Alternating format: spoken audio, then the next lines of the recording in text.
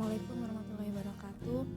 Perkenalkan, nama saya Alifian dan Supami. Di sini saya bersama rekan saya.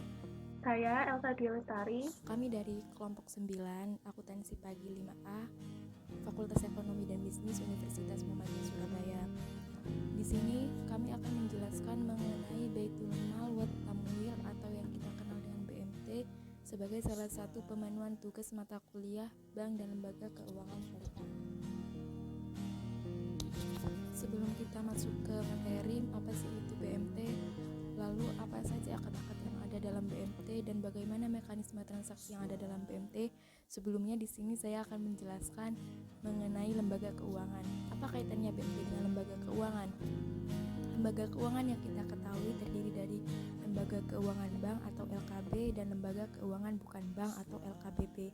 Yang termasuk dalam lembaga keuangan bank sudah kita ketahui yaitu antaranya umum dan BPR, dan keduanya itu sama-sama terdiri atas syariah maupun konvensional.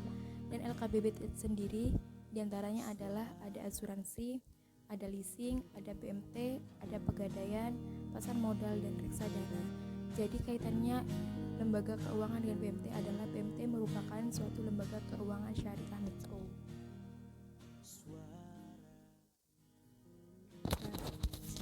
Sejak kapan adanya BMT di Indonesia? Kita simak dahulu ini sejarahnya BMT, yaitu kemunculan BMT sekitar tahun 1995. Awalnya itu BMT sendiri itu merupakan bagian dari bank syariah, di mana BMT sendiri merupakan layanan lembaga keuangan mikro syariah dan juga layanan perbankan syariah. Yang membedakan BMT sama bank syariah apa? Bank syariah itu seperti induknya, yaitu layanan perbankan syariah. Sedangkan BMT, layanan lembaga keuangan mikro syariah. Apa tugasnya dari BMT maupun bank syariah? Yaitu sama-sama melakukan pelayanan keuangan masyarakat. Awalnya itu sebelum terbentuknya BMT, masyarakat itu melakukan sosialisasi untuk mengajak masyarakat sekitar untuk bisa bergabung dengan BMT. Tidak akan terbentuk suatu BMT atau organisasi ini jika belum ada 20-44 orang minimalnya 20 orang. Baru bisa dikatakan sebuah organisasi BMT kalau sudah memenuhi syarat tersebut. Setelah adanya sosialisasi, mereka tertarik, mereka ikut bergabung dengan BMT. Lah, mereka ini para anggota BMT ini, masyarakat ini pasti menggunakan spiritual communication. Apa spiritual communication ini?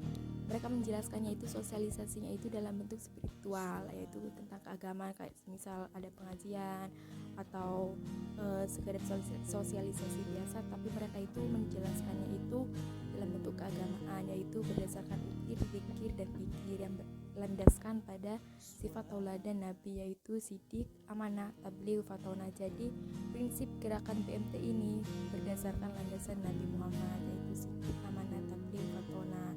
Seperti yang kita ketahui dari dulu sampai sekarang ini udah banyak banget macamnya BMT, seperti MES, Induk Koperasi Syariah BMT, Koorbank BMT, Pinbuk Konsulindo, Pinbuk Multiarta Kelola, PT USI Prima, Lazenas BMT, Dai VA Kolila, dan mungkin yang terdengar sangat tidak asing di telinga kita itu yaitu BMT Syariah itu ini Koperasi Sidogiri.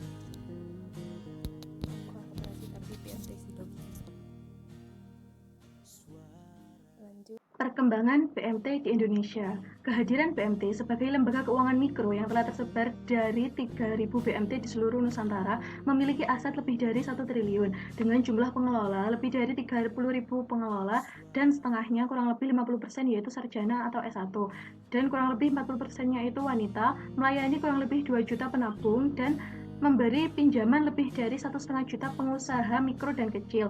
Terbukti bahwa BMT mampu berkembang berlandaskan pada swadaya para pemrakarsa, pendiri, dan masyarakat lokal itu sendiri dengan modal awal tidak begitu besar atau dibandingkan dengan modal BPR atau bank pengkreditan rakyat. Pengertian BMT. BMT yaitu Baitul Mal wa Tamwil yang artinya Balai Usaha Mandiri Terpadu. terbagi menjadi dua bagian. Untuk yang pertama yaitu operasi, yang kedua yaitu fungsi. Untuk yang pertama, operasi. Di dalam operasi ini terdapat lembaga keuangan mikro yang terbagi menjadi 3 bagian. Untuk yang pertama yaitu beroperasi dengan prinsip bagi hasil. Nah, ini termasuk dalam akad BMT musyarakah atau syirkah yang artinya yaitu kerjasama. Untuk yang kedua yaitu menumbuh kembangkan bisnis usaha mikro dan kecil. Nah, di sini merupakan tujuan BMT dengan mendorong kegiatan menabung dan membantu pembiayaan kegiatan usaha ekonomi anggota dan masyarakat lingkungan di sekitarnya. Untuk bagian yang ketiga yaitu mengangkat derajat dan martabat serta membela kepentingan kaum fakir miskin. Nah, di sini dengan kehadiran BMT sesuai dengan tujuannya, yaitu sebagai lembaga keuangan mikro syariah pelengkap dari beroperasinya sistem perbankan syariah. Sebagai satu lembaga keuangan mikro Islam yang dapat memberikan pembiayaan bagi usaha kecil, mikro, menengah, dan juga koperasi. Dengan kelebihannya yaitu tidak meminta jaminan yang memberatkan bagi UMKM tersebut. Untuk bagian yang kedua yaitu fungsi. Di dalam fungsi ini terdapat dua bagian yaitu yang pertama yaitu baitut tamwil yang artinya pengembangan harta. Untuk penjelasannya yaitu pengembangan usaha produktif dan investasi dalam meningkatkan kualitas ekonomi pengusaha mikro dan kecil, terutama melalui kegiatan menabung dan menunjang pembiayaan. Untuk bagian yang kedua yaitu baitul mal yang artinya penyaluran ZIS. Pengertiannya, penjelasannya yaitu menerima titipan dana zakat, infak, dan sedekah serta mengoptimalkan distribusinya sesuai dengan peraturan dan amanahnya. Visi dan misi BMT.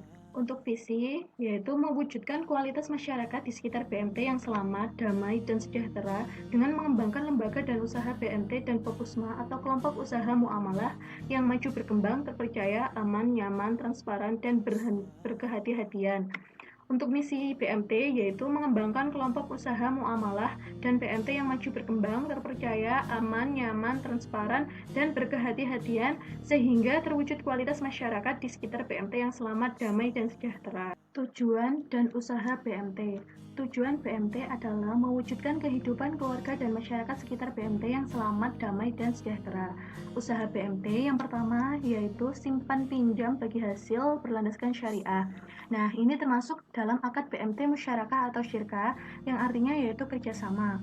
Kerjasamanya yaitu antara dua pihak atau lebih dalam sebuah usaha untuk menggabungkan modal dan menjalankan usahanya itu bersama dalam suatu kemitraan dengan pembagian keuntungan sesuai kesepakatan dan kerugian berdasarkan porsi kontribusi modal. Untuk yang kedua yaitu kelompok usaha muamalah atau simpan pinjam khas BMT. Nah, di sini maksudnya BMT ini bagian dari hukum Islam yang berhubungan dengan muamalah seperti jual beli, sewa, menyewa, dan perserikatan untuk mengembangkan lembaga dan bisnis kelompok usaha muamalah itu sendiri. Untuk yang ketiga yaitu badan usaha sektor real. Nah, di sini juga butuh didukung sektor keuangan, sektor industri real syariah ini meliputi banyak hal, mulai dari kuliner, perhotelan, wisata, kosmetik, obat-obatan, dan lain-lain.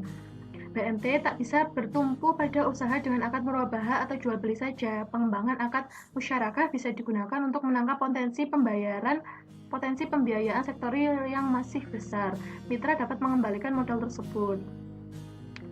Untuk bagian yang keempat yaitu jaringan kerja dan bisnis BMT dan sektor real mitra sehingga menjadi barisan semut.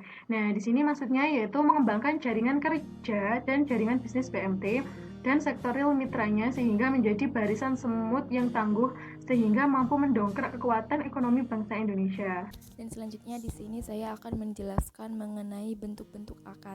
Bentuk-bentuk akad yang ada di BMT. Yang pertama ada wadiah.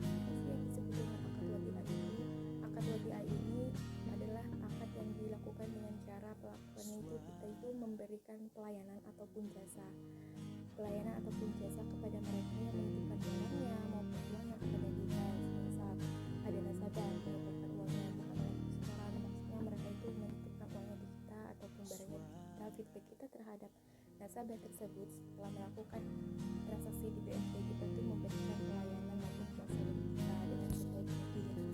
Dan yang kedua ada akad mudharabah. Akad di sini adalah akad yang dilakukan oleh seseorang yang menginvestasikan dananya 100% di BMT dan kemudian hari nantinya mereka akan mendapatkan keuntungan dari BMT sebagai feedbacknya. Yang ketiga ada musyarakah. Musyarakah ini hampir mirip dengan mudharabah, tapi bedakannya adalah musyarakah ini akad yang dilakukan oleh 2 orang ataupun lebih, yang dimana mereka ini sama-sama memberikan kontribusinya dalam bentuk setoran dana.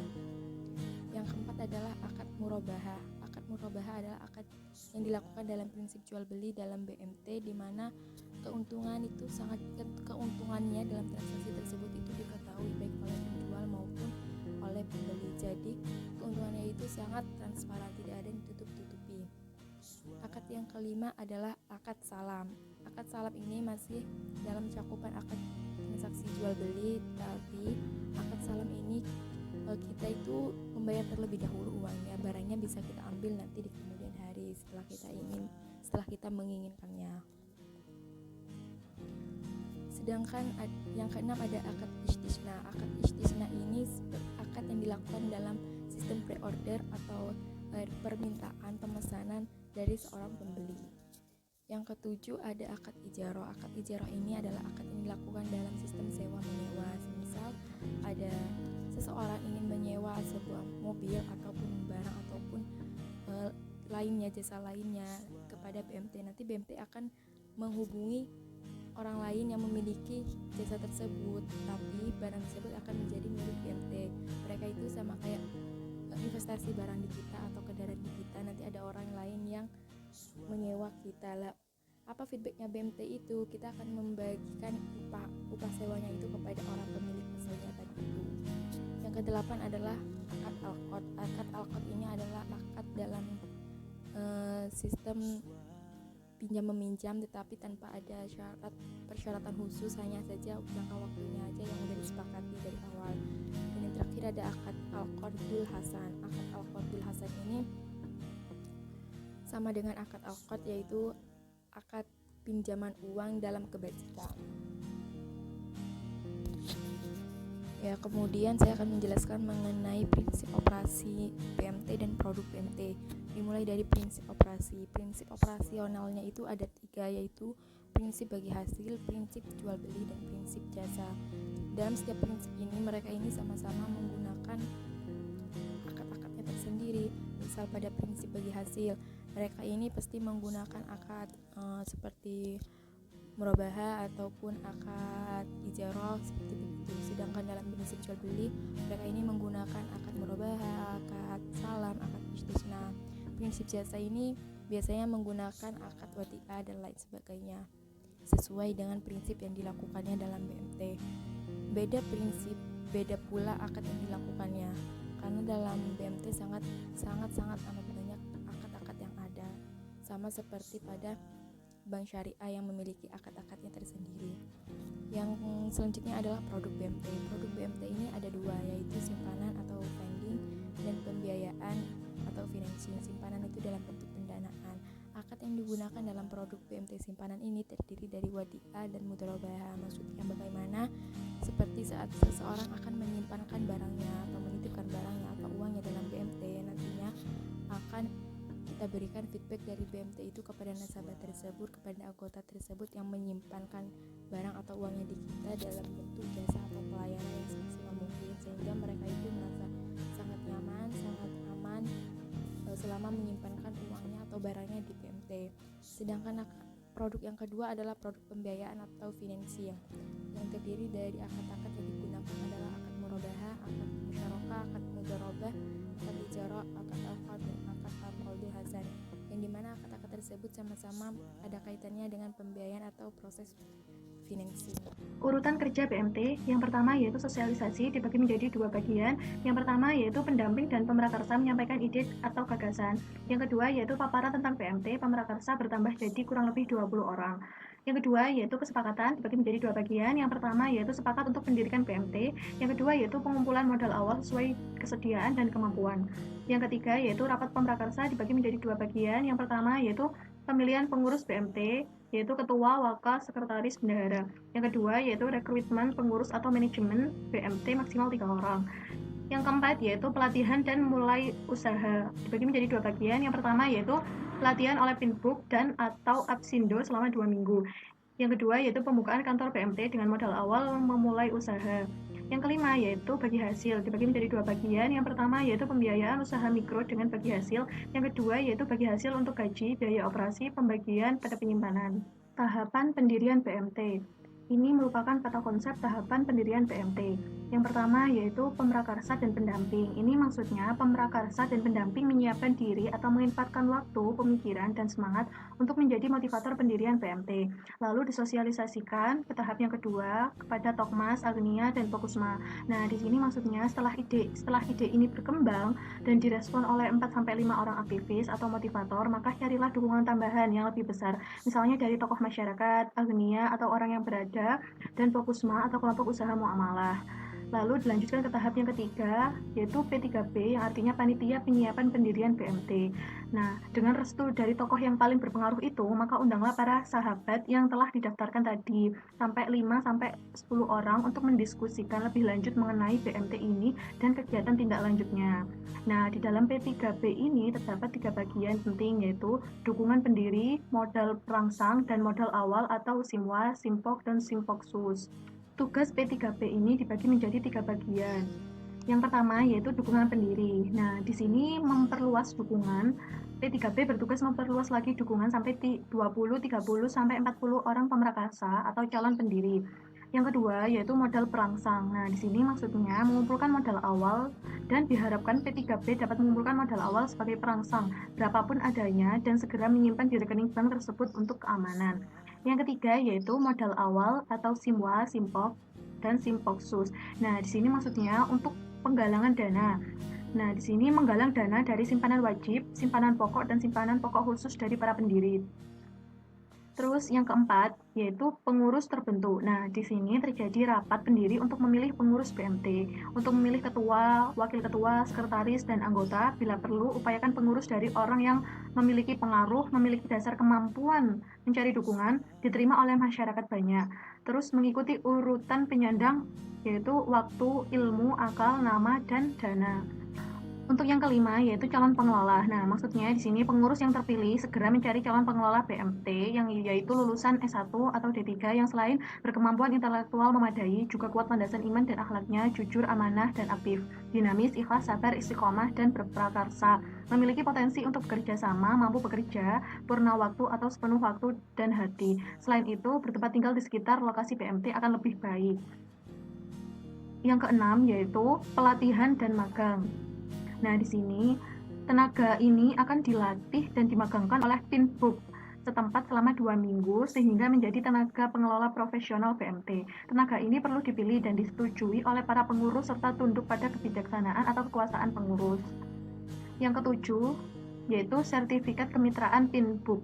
Nah, di sini maksudnya pengurus bersama pengelola BMT membuat naskah kerjasama kemitraan dengan Pinbuk setempat dan memproses sertifikat operasi BMT dari Pinbuk kabupaten atau kota atau Pinbuk provinsi atau Pinbuk pusat.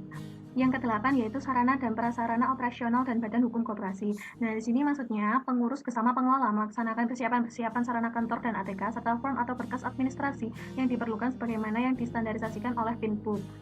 Nah, yang kesembilan yaitu BMT siap untuk beroperasi. Profesionalisme BMT. Di dalam kepengurusan BMT ini memiliki pengelola BMT secara profesional, yaitu lulusan dari S1 ataupun D3 dengan kinerja penuh waktu ataupun purna waktu. Dan tenaga pengelola BMT ini dilatih dan dimagangkan oleh Pinbuk Komit setempat selama 2 minggu dengan hati dan perasaan kembangkan BMT. Nah, di dalam pengelola BMT ini tumbuh dari masyarakat sendiri dengan dukungan tokoh masyarakat, orang berada atau aulia, dan kelompok usaha muamalah atau fokusma yang ada di daerah BMT tersebut. Dan pihak pengelola BMT ini menjemput bola dan aktif berbaur dengan masyarakat.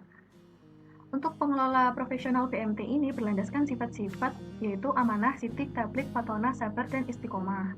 Nah, berlandaskan sistem dan pengelola BMT ini berlandaskan sistem dan prosedur atau SOP atau standar operasional prosedur sistem akuntansi yang memadai dan bersedia mengikat kerjasama dengan Pinbuk atau pusat inkubasi bisnis usaha kecil untuk menerima dan membayar secara cicilan dan jasa manajemen dan teknologi informasi atau termasuk online system dan pengurus mampu melaksanakan fungsi pengawasannya secara efektif serta akuntabilitas dan transparansi dalam melaporkan laporannya.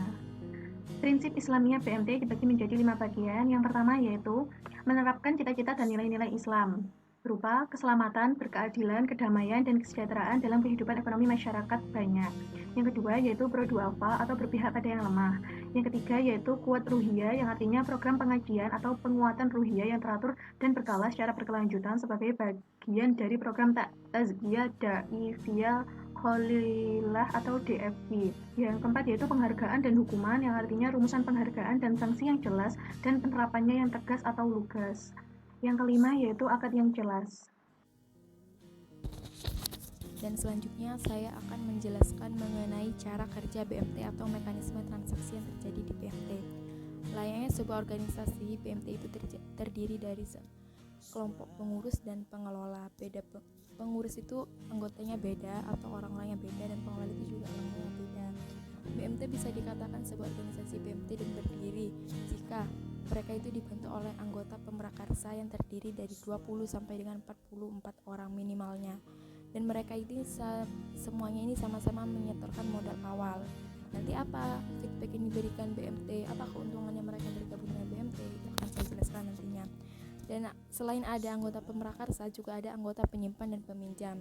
Anggota penyimpan ini yaitu mereka itu menyimpankan uangnya. Sumber dana yang ada di BMT ini selain dari modal awal juga ada dari simpanan anggota penyimpan tersebut, seperti simpanan pokok wajib, simpanan pokok, simpanan bagi hasil, dan lain sebagainya, maupun simpanan sukarela. Lalu ada anggota peminjam.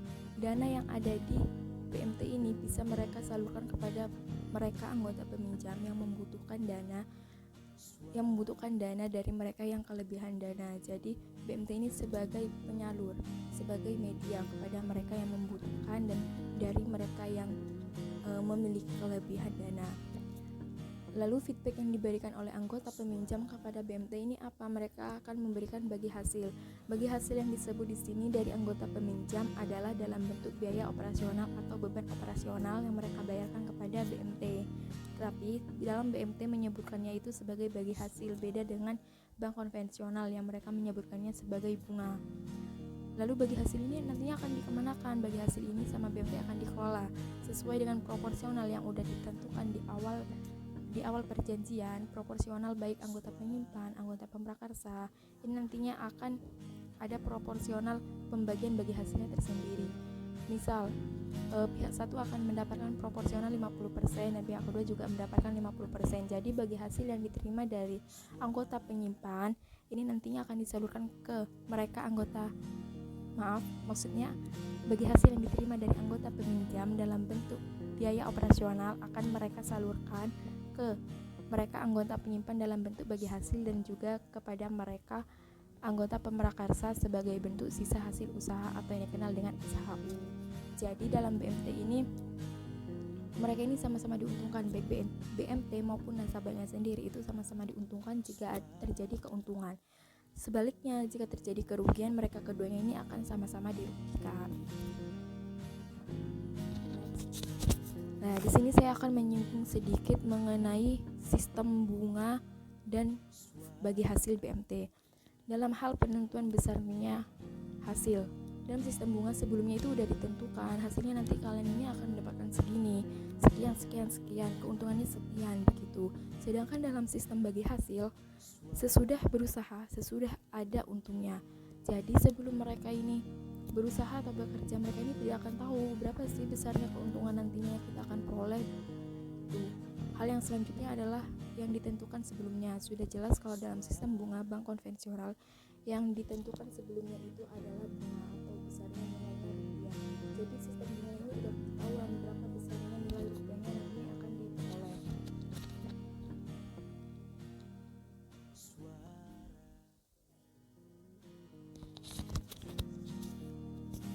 Sedangkan dalam sistem bagi hasil menyepakati proporsional pembagian untung untuk masing-masing pihak. Misalnya pihak pertama 50, pihak kedua 50, pihak BMT 40, pihak nasabah 60. Jadi di awalnya itu mereka ini sudah melakukan sebuah perjanjian gitu. Nantinya jika keuntungannya ini misal dari pihak BMT akan mendapatkan 50% dan pihak nasabah ini akan mendapatkan 50% juga. Jadi samakan setara 50-50. Mereka ini udah menyepakatinya dari awal, dan keuntungannya itu bisa dihitung setelah mereka berusaha atau bekerja.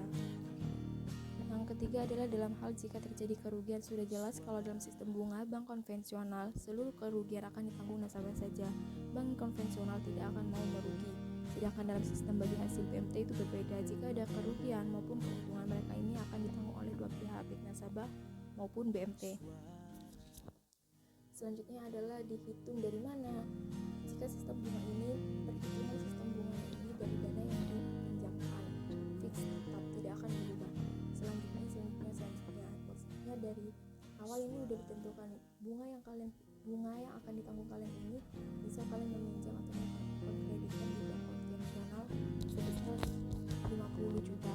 Nah, di awal ini udah ditentukan bunganya sekian, yaitu semisal 10% dari 50 juta tersebut.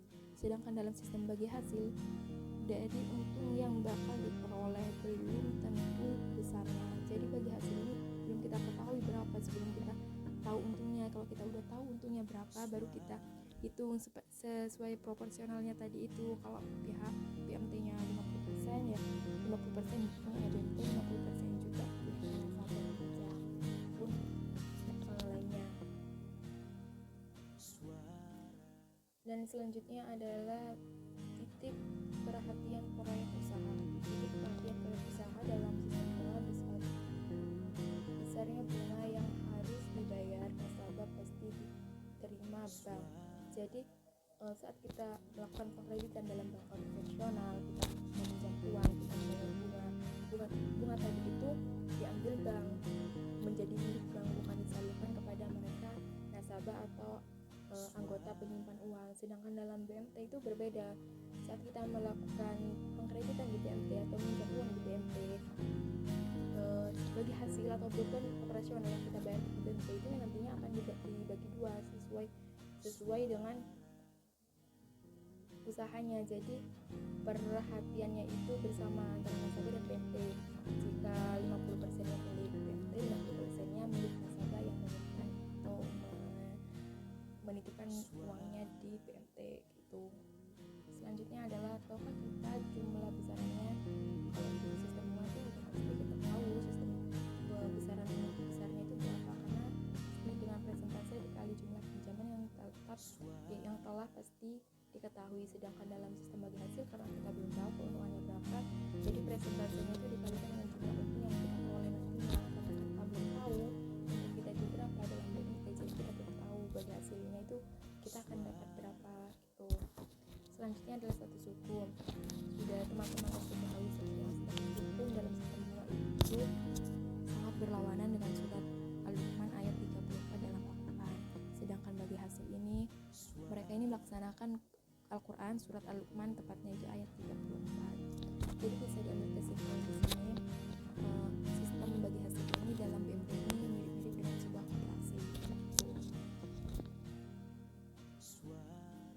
Nah, selanjutnya di sini saya akan menjelaskan mengenai sumber dan sebaran bagi hasil BMT. Dari mana sih sumber dana BMT itu? Lalu kemana aja bagi hasil tadi itu dibagikan gitu? Sumber dana seperti yang saya perjelas dari awal tadi, sumber dananya BMT ini sendiri diterima atau diperoleh dari modal dasar. Modal dasar ini maksudnya anggota prakarsa tadi, anggota pendiri BMT, simpanan sukarela ataupun simpanan sukarela titipan, ya ini yang berasal dari anggota penyimpan dan juga penggalang dana. Penggalang dana ini bisa berupa investor, mereka yang ingin menitipkan dananya di BMT. Lalu disimpan di operasional BMT. Organisasi BMT sendiri berjalan, mereka beroperasi. Lalu disebarkan kemana hasilnya tadi itu? Mereka ini dana-dana yang tadinya kita tampung di BMT itu sama BMT bisa disebarkan ke musyarakah sebagai pembiayaan bersama atau bagi hasil. Nantinya mereka feedbacknya akan memberikan bagi hasil kepada BMT. Lalu mudharabah sebagai pembiayaan total, mereka akan memberikan feedback bagi hasil juga kepada BMT.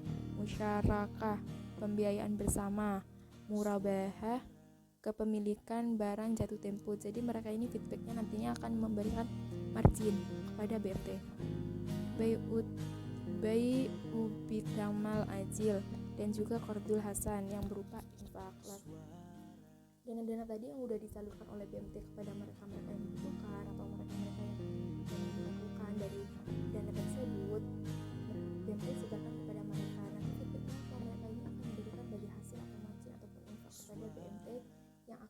sebagai pool pendapatan BMT, dan juga biaya operasionalnya tadi itu biaya operasional.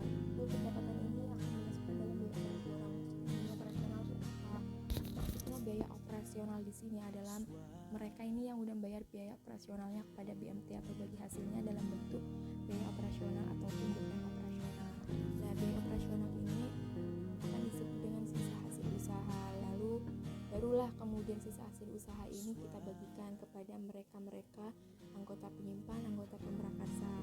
Gimana cara membagikannya? Kan kita udah tahu nih untungnya dan sisa hasil usaha. Kita sesuai perjanjian di awal, jika BMT mendapatkan 50%, maka anggota penyimpan juga akan mendapatkan 50%. Jadi sisa hasil usaha ini akan disebarkan kepada mereka anggota penyimpan dalam bentuk bonus ataupun bagi hasil kepada mereka anggota pemrakarsa BMT sendiri sebagai bentuk SHU atau sisa hasil usaha. Dan terakhir yang saya akan jelaskan adalah mengenai struktur organisasi BMT. Layaknya sebuah organisasi, BMT juga memiliki struktur manajemen atau sistem manajemen yang ada dalam organisasinya. Dalam organisasi BMT sendiri terdiri atas pengurus dan pengelola. Pengurus ini beda dan pengelola ini juga beda orang-orangnya. Siapa saja sih yang termasuk dalam pengurus BMT? Pengurus BMT terdiri atas ketua, sekretaris, bendahara yang sedang beroperasi. Nah, kegiatan pengurus ini nantinya akan melakukan rapat anggota tahunan, dan setiap tahunnya itu pasti mereka adakan bisa setahun 2 kali ataupun setahun sekali. Karena sebagai apa? Sebagai bentuk evaluasi kegiatan dalam selama beroperasi satu tahun periode tersebut. Selain itu, mereka juga memiliki faktor pendukung. Dalam pengurus ini siapa faktor pendukung dalam pengurus BMT? Yaitu ada pinduk atau apsindo atau pendamping yang biasanya berupa pemerintah yang mengawasinya atau seperti OJK dan lain-lainnya. Dan ada instansi yang terikat, yaitu seperti investor, perusahaan besar yang menginvestasikan dananya di BMT. Lalu ada pihak pengelola BMT. Pihak pengelola BMT ini terdiri dari manajer umum, kasir, penggalang dana, pembukuan, dan pembiayaan. Manajer umum ini tugasnya adalah mengawasi jalannya BMT selama beroperasi, sedangkan kasir ini dia ini bertugas dalam bentuk transaksi gitu. Penggalang dana ini mereka yang akan melakukan sosialisasi, yang giat melakukan sosialisasi kepada masyarakat agar bergabung dengan BMT dan melakukan setoran awal ke BMT, ataupun mereka yang mencari dana ke investor-investor lainnya untuk bisa menginvestasikan dananya di BMT. Ada pembukuan ini dia ini tepatnya melakukan pencatatan baik itu kegiatan pemasukan ataupun pengeluaran yang terjadi selama satu periode tersebut, dan juga ada pembiayaan, mereka yang membiayai semua kegiatan yang ada dalam BMT. Sekian dari kelompok kami mengenai materi Baitul Mal wa Tamwil atau yang dikenal dengan istilah BMT atau Balai Usaha Tunai Mandiri. Jangan lupa untuk like, comment, subscribe, dan juga share. Semoga materi dari kami bermanfaat untuk teman-teman semua. Wassalamualaikum warahmatullahi wabarakatuh.